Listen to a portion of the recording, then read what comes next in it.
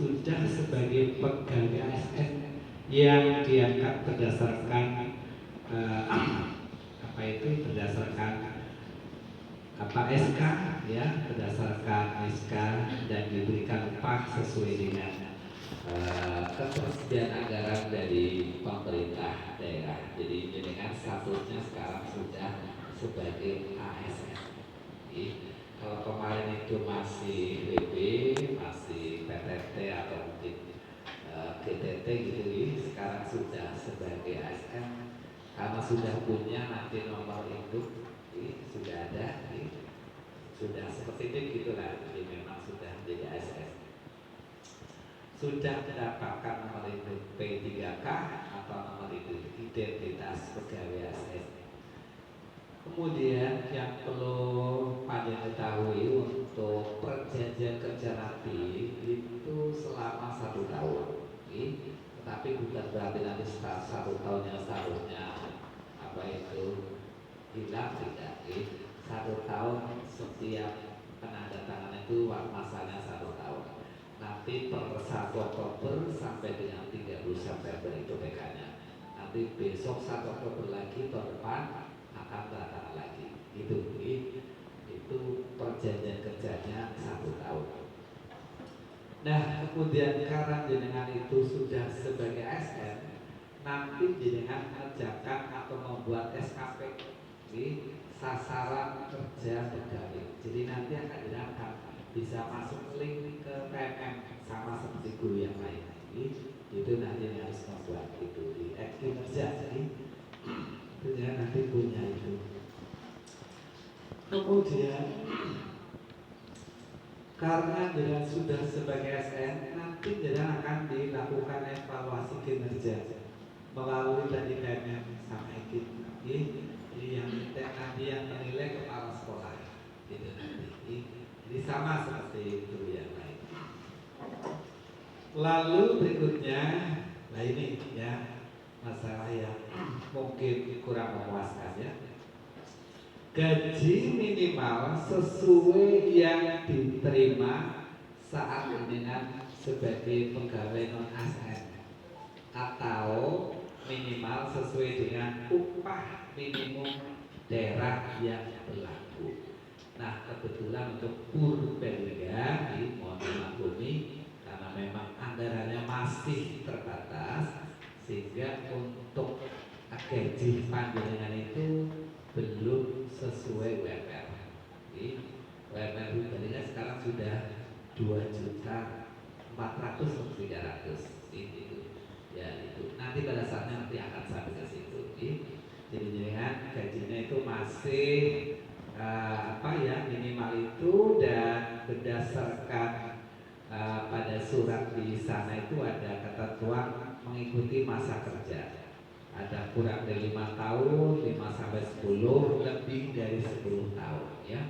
Kalau lebih dari 10 tahun untuk GTT yang SK Bupati itu 1.200.000 ya.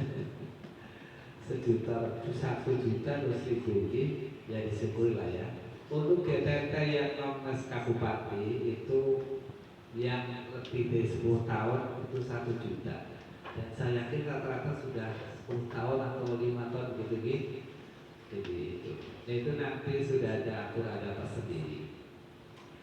Dan kemudian untuk gaji itu nanti karena itu tadi keterbatasan dari anggaran daerah kabupaten, maka gajinya nanti akan ditopang oleh 2 sumber, yaitu dari APBD sama BOS.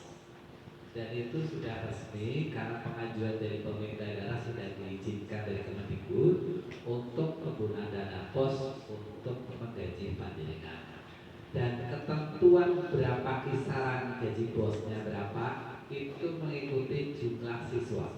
Ya, jika jumlah siswa di sekolahnya itu kurang dari 80, maka 100% itu nanti akan ditanggung APBD.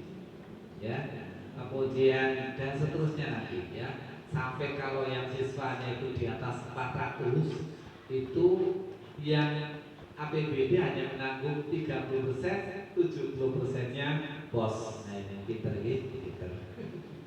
itu APBD ya, karena ini memang keterbatasan anggaran. Jadi itu ya. Nah, tetapi di luar itu Bapak Ibu, nanti yang guru-guru itu seperti biasa bisa sertifikasi ya. Untuk sertifikasi karena masih dalam paruh waktu itu biasanya ada baru 2 juta. Ini 2 juta. Itu sertifikasi. Jadi kalau nanti dia sertifikasi lumayan 2 juta tambah 1.700 ya, itu jadi 3.200 ya. Kemudian yang lain-lain fasilitas sama seperti ASN. Jadi dia nanti juga menerima gaji ke-13 sama THR ya, karena posisinya sudah sebagai ASN itu ya. Jadi perlakuannya sama. Kemudian nah ini yang menyenangkan, nanti jika anggaran sudah memungkinkan, PPK pejabat pembina kepegawaian dalam hal ini pemerintah daerah itu bisa mengusulkan P3 paruh waktu menjadi P3K yang sesungguhnya full. Ya, ini. Jadi nanti pada saat nanti akan menjadi P3K yang full. Gitu, ya. Jadi, itu yang menyenangkan itu ya. Dan itu tentu didasarkan pada ketersediaan anggaran dan hasil evaluasi kinerja ya. Jadi itu evaluasi kinerja yang setiap tahun ya itu harus baik ya. Itu sebagai dasar nanti ketika panjenengan diusulkan untuk menjadi P3K. Jadi dia sudah tidak usah mikir ikut nanti tes ikut P3K, karena pada saatnya nanti jenengan akan masuk ke P3K.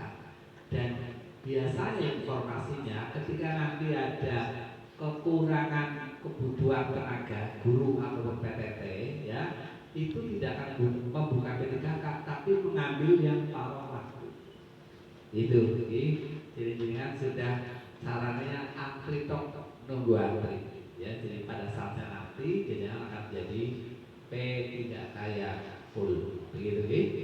Itu yang terkait dengan ya P3K paruh waktu. Jadi meskipun secara finansial itu masih ya bagaimana itu masih kurang lah ya, tetapi disyukuri karena sudah masuk dalam kategori ASN ya. Dan pada saatnya nanti secara bertahap itu jika anggaran sudah kuat pemerintah daerah itu jangan menjadi P3K yang sesungguhnya.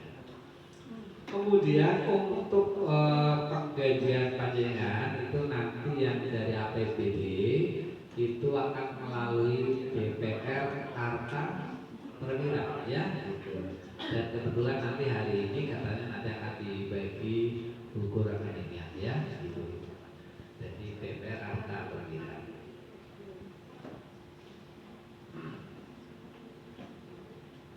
Ya.